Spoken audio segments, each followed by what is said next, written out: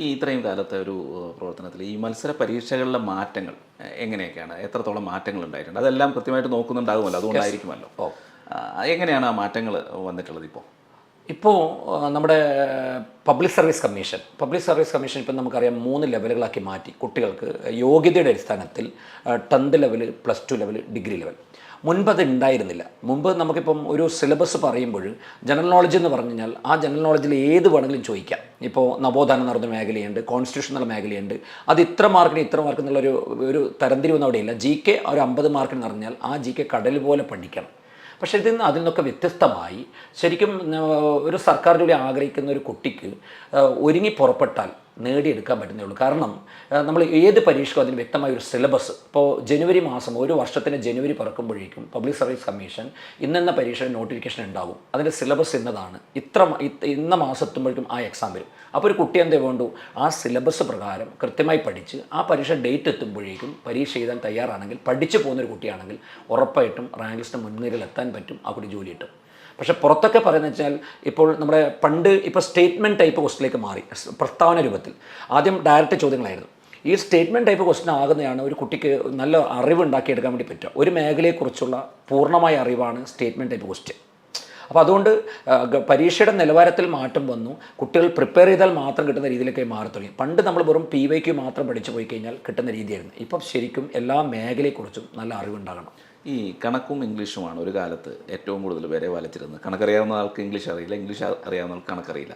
കണക്കും ഇംഗ്ലീഷും അറിയാവുന്ന ആളുകൾക്ക് തീർച്ചയായിട്ടും PSC അല്ലെങ്കിൽ പരീക്ഷകളിൽ ഉന്നത മാർക്ക് കിട്ടുന്ന ഒരവസ്ഥ ഉണ്ടായിരുന്നു ഒരു കാലത്ത്. അതെ. ഇപ്പോൾ എങ്ങനെയാണ്? ഇപ്പോഴും അതുണ്ട്. കാരണം വെച്ചാൽ നമ്മുടെ സിലബസിൻ്റെ അകത്ത് മെയിനായിട്ട് 4 പാർട്ടാണ്: general knowledge, maths, English, Malayalam. പക്ഷേ ഈ മാത്സും ഇംഗ്ലീഷും മലയാളവും നമ്മുടെ 10ാം ക്ലാസ് വരെ പഠിച്ചിരിക്കുന്ന എല്ലാ കാര്യങ്ങളുടെ ആവർത്തനമാണ് ശരിക്കും ഇവിടെ വരുന്നത്. അപ്പോൾ ചെറിയ ക്ലാസ്സുകളിൽ നമ്മളിതെല്ലാവരും പഠിക്കുന്നുണ്ടെങ്കിലും പക്ഷെ അത് പിന്നീട് നമ്മൾ അപ്ലൈ ചെയ്യാത്തത് കൊണ്ടാണ് നമുക്ക് തോന്നുന്നത്. പക്ഷേ ശരിക്കും അന്ന് പഠിച്ചത് ഉപകാരപ്രദമായി മാറുന്നത് നമ്മുടെ കഥ. ഇപ്പോൾ നമ്മളിവിടെ പഠിക്കുന്ന സമയത്ത് തന്നെ ഹൈലി ക്വാളിഫൈഡ് ആയിട്ടുള്ള ഒരു കുട്ടികൾ പോലും ചെറിയ പ്രോബ്ലത്തിന്, മാത്സ് പ്രോബ്ലങ്ങൾ പോലും അവർക്ക് ചെയ്യാൻ പറ്റാത്ത അവസ്ഥയാണ്. പിന്നെ വീണ്ടും നമ്മൾ ബേസ് മുതലേ പഠിപ്പിച്ചെടുക്കലാണ് ഒരു കുട്ടീനെ. അപ്പോൾ അതുകൊണ്ട് എനിക്ക് പറയാനുള്ളത് പറഞ്ഞാൽ, ഇപ്പോൾ നമ്മുടെ ഒരു ഡിഗ്രി കഴിഞ്ഞ് കുറേ നമ്മൾ കോഴ്സുകൾ ചെയ്യുന്നതിന് പകരം നമ്മുടെ അൾട്ടിമേറ്റ് ഡ്രീം എന്താണോ അത് ആദ്യമേ കണ്ടെത്തി വെറുതെ അനാവശ്യമായി പഠിച്ചു പോകുന്നതിന് പകരം നമുക്ക് ആവശ്യമുള്ള മേഖലയിലേക്ക് വേണ്ടി മാത്രം പഠിച്ച് ആ ലക്ഷ്യത്തിലേക്ക് നീങ്ങുകയെന്നുള്ളതാണ്. ഈ പ്രകൃതിയിലേക്ക് ഒരു കുട്ടി വന്നു, എങ്ങനെയാണ് തുടക്കം മുതലേ എങ്ങനെയാണ് അവരെ മോൾഡ് ചെയ്തെടുക്കുന്നത്? നമ്മളിപ്പോൾ ഇവിടെ ഒരു കുട്ടി വരുന്ന സമയത്ത് ആ കുട്ടിക്ക് PSC നിഷ്കർഷിക്കുന്ന ഒരു യോഗ്യത, അത് 10ാം ക്ലാസ്, +2, ഡിഗ്രി, ഇതിന് 3നും കൂടിയിട്ട് കോമൺ ആയിട്ട് ഒരു ബാച്ചാണ് നമ്മൾ ചെയ്യുന്നത്. PSCയുടെ സിലബസ് നോക്കിയാൽ ഈ 3 ലെവലിനും ഒരേ സിലബസാണ്. ചെറിയൊരു മാറ്റം മാത്രമേ അതിനകത്തുള്ളൂ. അപ്പോൾ ഏത് കുട്ടിയായാലും, എങ്ങനെയുള്ള ഒരു കുട്ടിയായാലും ശരി, ബേസ് എത്ര കുറഞ്ഞ കുട്ടിയായാലും ശരി, ജസ്റ്റ് പാസ്സായാലും മതി. നമ്മളിവിടെ എത്തിക്കഴിഞ്ഞാൽ നമ്മൾ കൊടുക്കുന്നൊരു സിസ്റ്റം ഉണ്ട്. എല്ലാത്തിനും മാത്സിൻ്റെ ബേസ് മുതൽ നമ്മൾ പറയുന്നു, ഇംഗ്ലീഷിൻ്റെ ബേസ് മുതൽ നമ്മൾ കൊടുക്കുന്നു, മലയാളം, എല്ലാ സബ്ജക്റ്റും A to Z, base to top നമ്മൾ കൊടുക്കുന്നുണ്ട്. അപ്പോൾ അതുകൊണ്ട് അങ്ങനെ നമ്മൾ ഒരു 10 മാസത്തെ കോഴ്സാണ് ഇപ്പോൾ നമ്മൾ ചെയ്യുന്നത്. അതിനെ 3 മൊഡ്യൂളുകളാക്കി തിരിക്കുന്നു. ഒരു 3 months മൊഡ്യൂളാക്കി വരുന്നു. നമ്മൾ സ്കൂൾ പാഠ്യപദ്ധതി പോലെ തന്നെ ടോട്ടൽ സിലബസിനെ ഡിവൈഡ് ചെയ്തിട്ട് 3 മൊഡ്യൂളുകളാക്കി മാറ്റി ആ 3 മാസത്തിന് ശേഷം അതിൻ്റെ എക്സാം ഉണ്ടാവും. നമ്മുടെ സ്കൂളൊക്കെ കാക്കൊല പരീക്ഷ, അരക്കൊല പരീക്ഷ എന്നൊക്കെ പറയുമ്പോഴൊക്കെ ഒക്കെ അതിനുശേഷം 3 മാസത്തിന് ശേഷം അവരുടെ ഒരു പ്രോഗ്രസ് റിപ്പോർട്ട് തയ്യാറാക്കി ഒരു നിശ്ചിത പേഴ്സൻറ്റേജ് താഴെയുള്ള ആൾക്കാരുണ്ടെങ്കിൽ അവരെ ഗാർഡിയനെ ഇവിടെ വിളിച്ചു വരുത്തി.